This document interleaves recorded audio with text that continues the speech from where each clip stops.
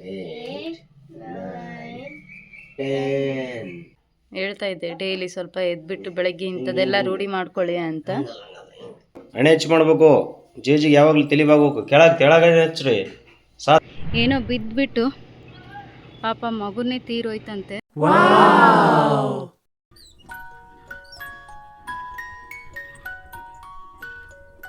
Hi friends, welcome back to my channel. ಬನ್ನಿ ಇವತ್ತಿನ ವೀಡಿಯೋನಲ್ಲಿ ಏನೆಲ್ಲ ಇರುತ್ತೆ ಅಂತ ಕಂಪ್ಲೀಟ್ ವೀಡಿಯೋನ ವಾಚ್ ಮಾಡಿ ಸಬ್ಸ್ಕ್ರೈಬ್ ಮಾಡ್ಕೊಳ್ಳೋದನ್ನ ಮರಿಬೇಡಿ. 1 2 3 4 5 6 7 8 9 10 3 times 4 times ಆಯ್ತಾ? ಇಲ್ಲ, 4 ಟೈಮ್ ಆಗಿದೆ. ಇನ್ನೊಂದು ಸರಿ ಇದನ್ನು 1 2 3 4 5 6 7 8 9 10 ಹೆಂಗಂದಳ 10ಗೆ ಜೋರಾಗಿ ಜಗ್ಗು ಕಿತ್ತಂಗ ಕಿವಿ ಕಿತ್ತಂಗ ಅಂದಳ. ಕೂತ್ಕೊಳ್ರಿ, ಮಾಡ್ರಿ. ನೋಡಿ ಫ್ರೆಂಡ್ಸ್, ಇವತ್ತು ಸಂಡೇ, ಅಪ್ಪ ಮಕ್ಕಳು ಇಬ್ರು ಎಕ್ಸಸೈಸ್ ಯೋಗ ಎಲ್ಲ ಮಾಡೋದನ್ನು ರೂಢಿ ಮಾಡ್ಕೊಳ್ತಿದ್ದಾರೆ, ಅಭ್ಯಾಸ ಮಾಡ್ತಿದ್ದಾರೆ. ಹೇಳ್ತಾ ಇದ್ದೆ ಡೈಲಿ ಸ್ವಲ್ಪ ಎದ್ಬಿಟ್ಟು ಬೆಳಗ್ಗೆ ಇಂಥದ್ದೆಲ್ಲ ರೂಢಿ ಮಾಡ್ಕೊಳ್ಳಿ ಅಂತ. ಮತ್ತು ಯೋಗ ಮಾಡ್ತಾನಂತ್ರಿ, ಧ್ಯಾನ ಮಾಡ್ತಾನಂತೆ.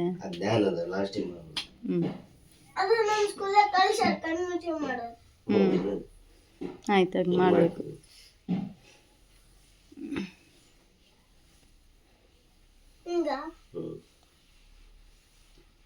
ಕೆಳಗೆ ಕೂಡಪ್ಪು, ಕಾಲು ಇದ್ರ ಇಟ್ಕೊ. ಅವಾಗ ಕೂಡ್ತಿದ್ದಿಲ್ಲ ನೀನು ಸಣ್ಣ ಇದ್ದಾಗ. ಈಗ ಬಿಟ್ಬಿಟ್ಟ ನಾ ಬರ್ಬೇಕಲ್ಲ ಈಗ. ಬರುತ್ತೆ ಕಾಲಿನ ಹಿಂಗೆ. ಹಾಂ, ಗುಡ್. ಇವಾಗ ನಾನು ಡೈಲಿ ಎದ್ಬಿಟ್ಟು ಸ್ವಲ್ಪ ಮೆಡಿಟೇಷನ್ ಎಲ್ಲ ಮಾಡೋದನ್ನು ಮಾಡ್ತಾಯಿದ್ದೆ. ಹಾಗೆ ಡೈಲಿ ಕೂಡ ನಾನು ಮಕ್ಕಳಿಗೆ ಹಾಗೆ ಯಜಮಾನ್ರಿಗೆ ಹೇಳ್ತಾ ಇದ್ದೆ, ಸ್ವಲ್ಪ ಎದ್ದು ಕೂಡಲೇ ಇದನ್ನೆಲ್ಲ ಮಾಡಿ ಅಂತ ಹೇಳ್ಬಿಟ್ಟು. ಜಸ್ಟ್ ಒಂದು ಸ್ವಲ್ಪ ಬ್ರೀದಿಂಗ್ ಎಕ್ಸಸೈಸು ಆ ಥರ, ಅಲೋಮ ವಿಲೋಮ, ಕೆಲವೊಂದಿಷ್ಟು ಪ್ರಾಣಾಯಾಮಗಳೇನಿದೆ ಅದನ್ನೆಲ್ಲ ಮಾಡೋದ್ರಿಂದ, ಕೆಲವೊಂದು ಮುದ್ರೆಗಳನ್ನು ಮಾಡೋದ್ರಿಂದ ತುಂಬಾ ಬೆನಿಫಿಟ್ಸ್ ಇದೆ. ಅದರಲ್ಲಿ ಬಿಲೀಫ್ ಕೂಡ ತುಂಬ ಇದೆ ನನಗೆ. ಹಾಗಾಗಿ ನಾನು ಮಾಡೋದನ್ನು ಹೇಳ್ತಾ ಇದ್ದೆ. ನೀವು ಕೂಡ ಇದನ್ನು ಮಾಡ್ಕೊಳ್ಳಿ. ಮಾಡೋದ್ರಿಂದ ಎಲ್ಲೋ ಒಂದು ಕಡೆ ಸ್ವಲ್ಪ ನಮಗೆ ಮೈಂಡ್ಗೂ ರಿಲ್ಯಾಕ್ಸ್ ಆಗುತ್ತೆ, ಜೊತೆಗೆ ಸ್ವಲ್ಪ ಸ್ಟ್ರೆಸ್ ಕಡಿಮೆ ಆಗುತ್ತೆ, ಟೆನ್ಷನ್ ಕಡಿಮೆ ಆಗುತ್ತೆ, ಎಲ್ಲೋ ಒಂದು ಕಡೆ ಮಕ್ಕಳಲ್ಲಿ ಕಾನ್ಸಂಟ್ರೇಷನ್ ಲೆವೆಲ್ ಕೂಡ ಇನ್ಕ್ರೀಸ್ ಆಗುತ್ತೆ ಅನ್ನೋ ಕಾರಣಕ್ಕೆ ಇದನ್ನೆಲ್ಲ ಅಂತ ಹೇಳ್ತಾ ಇದ್ದೆ. ಕೂತ್ಕೊಂಡ್ಬಿಟ್ಟು ಮಾಡು. ಸ್ಕೂಲಾಗ ಏನೇನು ಕಲ್ಸರ್ ಎಲ್ಲ ನೆನ್ಪು ಮಾಡ್ಕೊಪ್ಪು. ಈ ರೀತಿ ಅಭ್ಯಾಸಗಳನ್ನು ಸ್ಕೂಲಲ್ಲಿ ಕೂಡ ಹೇಳಿದ್ದಾರೆ ಅಂತ ನನ್ನ ಮಗ ಹೇಳ್ತಾ ಇದ್ದ. ಹಾಗಾಗಿ ಅವನಿಗೆ ಹೇಗೆ ಹೇಳಿದ್ದಾರೆ ಹಾಗೆ ಮಾಡಪ್ಪ ಅಂತ ಹೇಳಿದ್ವಿ. ಹಾಗಾಗಿ ಅವನು ತನಗೆ ಹೇಗೆ ಹೇಳ್ಕೊಟ್ಟಿದ್ದಾರೆ ಹಾಗೆ ಮಾಡ್ತಾ ಇದ್ದಾನೆ. ಕೆಲವೊಂದಿಷ್ಟು ವಿಚಾರಗಳನ್ನು ಒಂದು ಸಂಸ್ಕಾರದ ರೀತಿಯಲ್ಲಿ ನಾವು ಮಕ್ಕಳಿಗೆ ಪಾಠವಾಗಿ ಹಾಕ್ಕೊಟ್ರೆ ಅದೇನೇ ಮುಂದುವರ್ಕೊಂಡು ಹೋಗುತ್ತೆ. ಅದನ್ನು ಈ ವಯಸ್ಸಲ್ಲಿ ಯಾವ ರೀತಿ ಮಾಡ್ಕೊಳ್ಬೇಕು ಅನ್ನೋ ಜಾಣ್ಮೆ ನಮ್ಮಲ್ಲಿರಬೇಕು.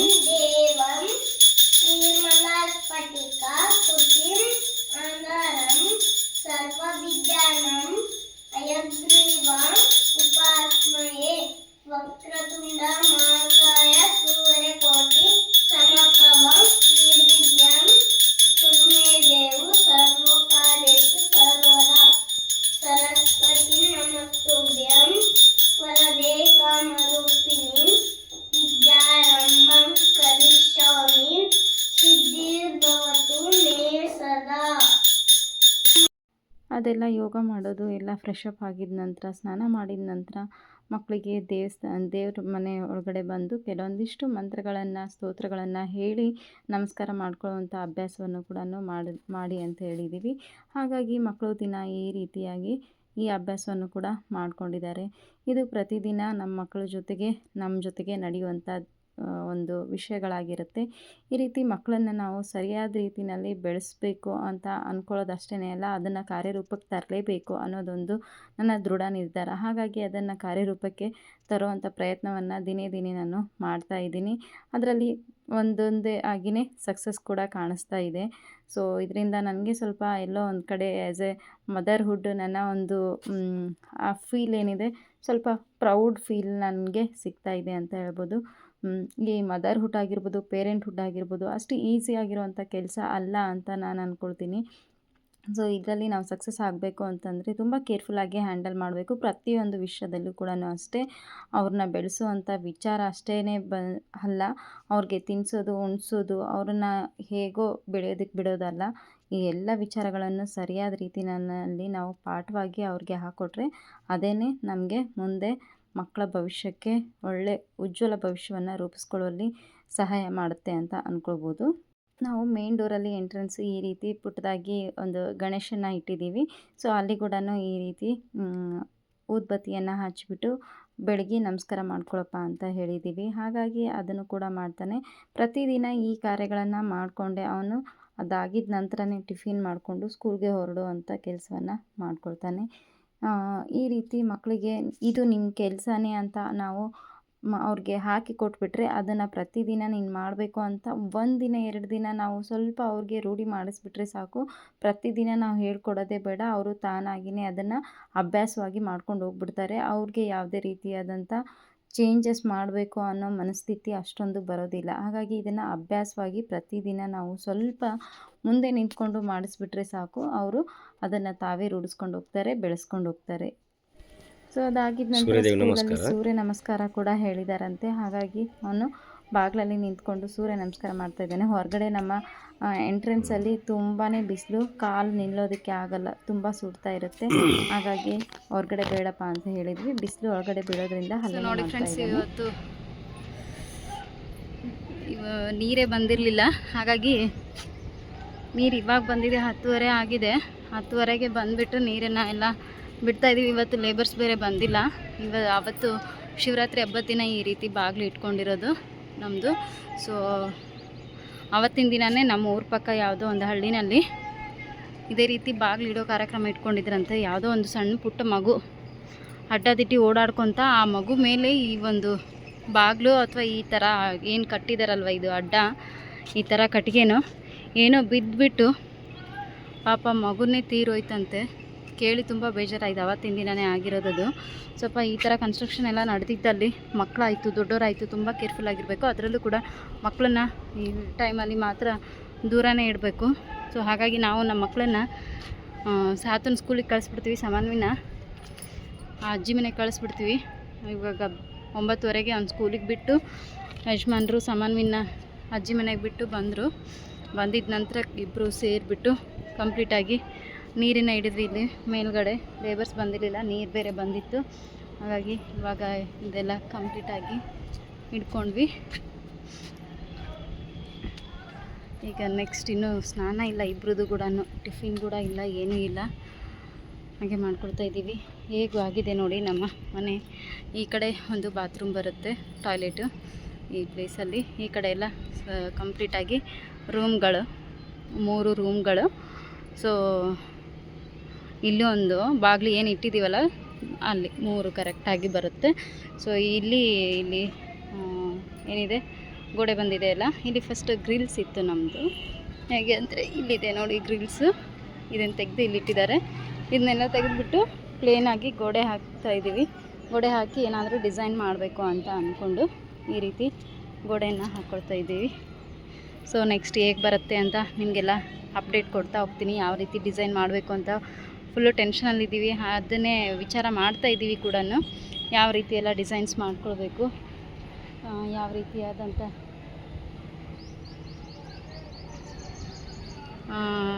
ವರ್ಕೆಲ್ಲ ಮಾಡಿಸ್ಬೇಕು ಅಂತ. ಸುಮ್ಮನೆ ಹಾಗೆ ಪಟಾಪಟ್ ಅಂತ ಮಾಡಿಕೊಂಡ್ರೆ, ಇದೆಲ್ಲ ಪ್ಲ್ಯಾನಿಂಗ್ಸ್ ಇಲ್ಲದೇ ಮಾಡಿಬಿಟ್ರೆ ಚೆನ್ನಾಗಿರೋದಿಲ್ಲ. ಕಂಪ್ಲೀಟಾಗಿ ಪ್ಲ್ಯಾನಿಂಗ್ಸ್ ಮಾಡಿಕೊಂಡು ಮಾಡಿದರೆ ಒಳ್ಳೆಯದು ಅಂತ. ಆ್ಯಕ್ಚುಲಿ ಜಸ್ಟ್ ನಮಗೆ ಈಗ ಅಷ್ಟೊಂದು ಅವಶ್ಯಕತೆ ಏನೋ ಇತ್ತು ಅಂತ ಏನಿಲ್ಲ.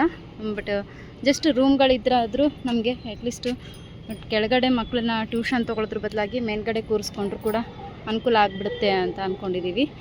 ಸೊ ಹಾಗಾಗಿ ಅದಕ್ಕೂ ಕೂಡ ಯೂಸ್ಫುಲ್ ಇದೆ ನನಗೆ.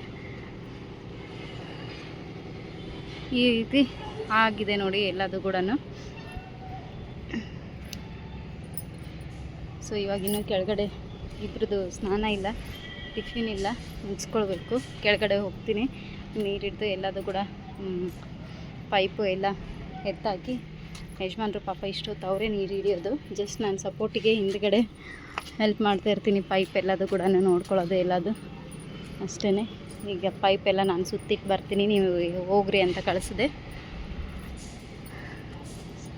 ನಮ್ಮ ಕನ್ಸ್ಟ್ರಕ್ಷನ್ ಅಂತೂ ಇಲ್ಲಿಗೆ ಬಂದಿದೆ. ಇನ್ನು ನೆಕ್ಸ್ಟ್ ಏನೇನಿದೆ ನೋಡ್ತಾ ಹೋಗಬೇಕು. ಸೊ ಪ್ಲ್ಯಾನಿಂಗ್ಸ್ ಕೂಡ ಹಾಕ್ತಾಯಿದ್ದೀವಿ, ನೋಡಬೇಕು ಏನೇನಾಗುತ್ತೆ ಅಂತ ಹೇಳ್ಬಿಟ್ಟು.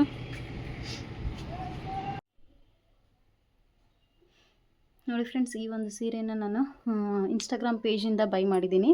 So semi Mysuru silk sari ಇದು ಬಂದುಬಿಟ್ಟು. ಸೊ ಎಷ್ಟು ಬ್ಯೂಟಿಫುಲ್ ಆಗಿದೆ ಅಂತ ನೋಡ್ತಾ ಇರ್ಬೋದು ನೀವು. ಸೊ ಕಂಪ್ಲೀಟ್ ಚೆಕ್ಸ್ ಇದು ಬಂದಿದೆ. ಇದು yellow and green combination, bottle green. So ಇದಕ್ಕೆ ಬಾರ್ಡ್ರ್ ಬಂದುಬಿಟ್ಟು ಡಿಫ್ರೆಂಟ್ ಬಾರ್ಡ್ರ್ ಇತ್ತು. ನಾನು ಇದರಲ್ಲಿ ಮ್ಯಾಂಗೋ ಬಾರ್ಡರ್ನೇ ಚೂಸ್ ಮಾಡಿಕೊಂಡೆ. ತುಂಬ ಚೆನ್ನಾಗಿದೆ, ಕ್ವಾಲಿಟಿ ಮಾತ್ರ ಸಖತ್ತಾಗಿದೆ, ಬ್ಯೂಟಿಫುಲ್ ಅಂತಲೇ ಹೇಳ್ಬೋದು. ಸೊ ಇದು ನಾನು ಫಸ್ಟ್ ಬಂದಿರುವಾಗ ಹೇಗಿರುತ್ತೋ ಏನೋ ಅಂದ್ಕೊಂಡ್ಬಿಟ್ಟಿದ್ದೆ. ಬಟ್ ಇದು ಬಂದಿದ್ದ ನಂತರ ಮಾತ್ರ ನನಗೆ ಸಖತ್ ಇಷ್ಟ ಆಗ್ತಾಯಿದೆ. ಯಾವಾಗ ವೇರ್ ಮಾಡ್ತೀನಿ ಅಂತಲೇ ಅನ್ನಿಸ್ತಾ ಇದೆ. ಸೊ ಸ್ಯಾರಿ ಬ್ಲೌಸ್ನ ಕಟ್ ಮಾಡಿ ಇಟ್ಟಿದ್ದೀನಿ. ಸೊ ಆಲ್ರೆಡಿ ನನ್ನ ಹತ್ರ ಈ ಗ್ರೀನ್ ಬಾಟಲ್ ಗ್ರೀನ್ದು ಬ್ಲೌಸ್ ಕಾಂಬಿನೇಷನ್ ಇತ್ತು. ಸೊ ಅದಕ್ಕೋಸ್ಕರ ಬ್ಲೌಸ್ ಇಲ್ಲ ಅಂದರೂ ಪರವಾಗಿಲ್ಲ, ಯಾವಾಗಾದರೂ ವೇರ್ ಮಾಡಿಬಿಡ್ಬೇಕು ಅಂತ ಅಂದ್ಕೊಳ್ತಾ ಇದ್ದೀನಿ. ಯಾವುದಾದ್ರೂ ಒಂದು ಇವೆಂಟು ಅಥವಾ ಅಕೇಶನ್ ಸಿಕ್ತು ಅಂತಂದರೆ ಹಾಕ್ಕೊಂಡೇ ಬಿಡಬೇಕು ಅಂತ. ಆ್ಯಕ್ಚುಲಿ ನನಗೆ ವೆಡ್ಡಿಂಗ್ ಆ್ಯನಿವರ್ಸರಿ ಇದೆ, ಆ್ಯನಿವರ್ಸರಿಗಾದರೂ ಇದನ್ನು ವೇರ್ ಮಾಡೋಣ ಅಂತ ಅಂದ್ಕೊಂಡಿದ್ದೀನಿ. ಆ್ಯಕ್ಚುಲಿ ಬೇರೆದೇ ಆ್ಯನಿವರ್ಸರಿಗೆ ಇಟ್ಕೊಂಡಿದ್ದೀನಿ. ಹಾಗೇನಾದರೂ ಇಲ್ಲ ಅಂದರೆ ಇದನ್ನೇ ವೇರ್ ಮಾಡೋಣ ಅಂತ ಅಂದ್ಕೊಂಡಿದ್ದೀನಿ. ನಾನು ಸೆಮಿ ಮೈಸೂರು ಸಿಲ್ಕ್ ಒಂದೇ ಒಂದು ಸ್ಯಾರಿ ತೊಗೊಂಡೆ. ಅದಾಗಿದ್ದ ನಂತರ ಅದ್ರ ಮೇಲಿನ ಲವ್ ಮಾತ್ರ ತುಂಬಾ ಹೆಚ್ಚಾಗ್ತಾ ಇದೆ ನನಗೆ. ನೋಡಿ ಬಟ್ಟೆ ಹೇಗಿದೆ ಅಂತ ಹೇಳ್ಬಿಟ್ಟು. ಸೊ ತುಂಬಾ ಸಖತ್ತಾಗಿದೆ. ಸೊ ಅದರಲ್ಲೂ ಕೂಡ ಈ ಕಲರ್ ಕಾಂಬಿನೇಷನ್ ಅಂತೂ ಹೇಳೋದೇ ಬೇಡ, ತುಂಬಾ ಚೆನ್ನಾಗಿರುತ್ತೆ. ಸೊ ವೇರ್ ಮಾಡಿದಾಗ ನಾನು ನಿಮಗೆ ತೋರಿಸ್ತೀನಿ. ಹಾಗೆ ಬ್ಲೌಸ್ ಕೂಡ ಡಿಫ್ರೆಂಟಾಗಿ ಸ್ಟಿಚ್ ಮಾಡೋಣ ಅಂತ ಅಂದ್ಕೊಂಡಿದ್ದೀನಿ. ನೋಡೋಣ ಹೇಗೆ ಮಾಡಿಸ್ತೀನಿ ಅಂತ ನಿಮಗೂ ಕೂಡ ತೋರಿಸ್ತೀನಿ. ನಮ್ಮ ಟೇಲರ್ ಮಾತ್ರ ಸಖತ್ತಾಗಿ ಸ್ಟಿಚ್ ಮಾಡಿಕೊಡ್ತಾರೆ. ಇದು ಸಣ್ಣದು ಇದ್ದಿದ್ದಕ್ಕೆ ನಮ್ಮ ಸಾಮಾನು ನಾನೇ ಹಾಕ್ಕೊಳ್ತೀನಿ ಈ ಸೀರೆನ ಅಂತ ಹೇಳ್ತಾ ಇದ್ದಾಳೆ. ನೋಡಿ ಈ ಸೀರೆ, ಇದು ಸಣ್ಣದು ಸೀರೆ ಅವಳದಂತೆ, ಅವಳಿಗೆ ಹಾಕಬೇಕಂತೆ. ಇದು ದೊಡ್ಡ ಸೀರೆ ನಾನು ಹಾಕ್ಕೊಳ್ಬೇಕಂತೆ ನೋಡಿ.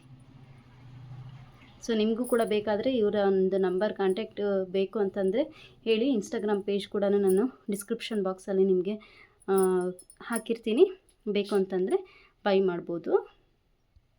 ನಾನು ಬ್ಲೌಸ್ನ ಸ್ಟಿಚ್ ಕೊಡೋಣ ಅಂತ ಹೇಳ್ಬಿಟ್ಟು ಸ್ಯಾರಿದಲ್ಲಿರೋವಂಥ ಬ್ಲೌಸ್ನ ತೆಗಿತಾ ಇದ್ದೆ. ಇದನ್ನು ನೋಡಿಬಿಟ್ಟು ಸಾಮಾನ್ಯ ನಾನು ಹಾಕ್ಕೊಳ್ತೀನಿ ಅಂತ ಹಠ ಮಾಡ್ತಾಯಿದ್ಲು, ನನಗೂ ಸೀರೆ ಹುಡ್ಸೋ ಅಂತ. ಹಾಗಾಗಿ ಸ್ವಲ್ಪ ಹಾಕಿದ್ದೀನಿ. ಅವಳು ಒಂದು ಸ್ವಲ್ಪ ಅದನ್ನು ಹಾಕ್ಕೊಂಡು ಈ ರೀತಿ ಸೋಗ್ ಮಾಡ್ತಾ ಓಡಾಡ್ತಾ ಇದ್ಲು. ಸೊ ಅದೊಂಥರ ಅವಳು ಖುಷಿ ಅದು.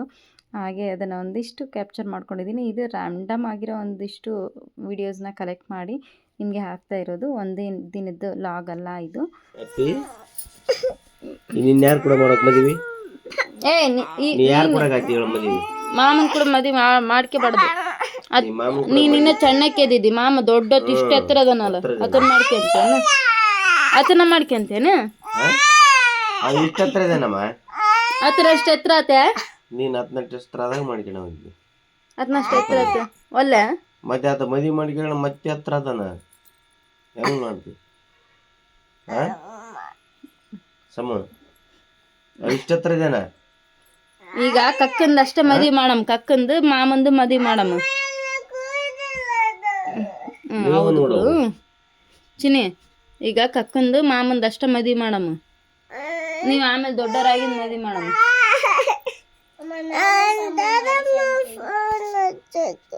ದೊಡ್ಡಮ್ಮಗೆ ಬೇಡ ಈಗ. ನೆಕ್ಸ್ಟ್ ಡೇ ಕಂಟಿನ್ಯೂ ಮಾಡ್ತಾ ಇದ್ದೀನಿ. ಮಾರ್ನಿಂಗ್ ಶುರು ಮಾಡ್ಕೊಂಡ್ವಿ. ಸಾಮಾನ್ಯ ಏನು ಹೇಳ್ತಾ ಇದ್ಲಲ್ವ, ಅದು ಏನಪ್ಪ ಅಂತ ವಿಷಯ ಹೇಳ್ಬಿಡ್ತೀನಿ ನಿಮಗೆ. ಏನಿಲ್ಲ, ನಮ್ಮ ಜಸ್ಟು ಇವತ್ತು ನಾವು ಮದುವೆ ಆಗಿರೋವಂಥ ದಿನ ಅಂತ ಹೇಳಿದ್ವಿ. ಹಾಗಾಗಿ ಅದರ ನೆಕ್ಸ್ಟು ಬಂತು ಮಾತು. ಹಾಗೆಯೇ ಈಗ ನೆಕ್ಸ್ಟು ನಮ್ಮ ಮನೆಯಲ್ಲಿ ಮದುವೆ ಆಗಬೇಕಾಗಿರೋದು ನಮ್ಮ ಮೈದನ ಮತ್ತು ನಮ್ಮ ತಮ್ಮ. ಸೊ ಹಾಗಾಗಿ ಚಿಕ್ಕಪ್ಪಂದು ಮತ್ತು ಮಾಮಂದು ಮದುವೆ ಮಾಡೋಣ ಅಂತ ಹೇಳಿದ್ವಿ. ಮಾಮನ ನಾನೇ ಮದುವೆ ಮಾಡ್ಕೋತೀನಿ ಅನ್ನೋದೇ ಅವಳ ಹಠ ಮಾಡೋದಕ್ಕೆ ಶುರು ಮಾಡಿದ್ಲು. ನನ್ನ ತಮ್ಮ ತುಂಬ ಹೈಟ್ ಇದ್ದಾನೆ, ಅದಕ್ಕೆ ಅವ್ರ ಪಾಪ ಅವನು ಮಾಮ ತುಂಬ ಹೈಟ್ ಇದ್ದಾನೆ ಬೇಡ ಅಂತ ಹೇಳ್ತಾ ಇದ್ದರು.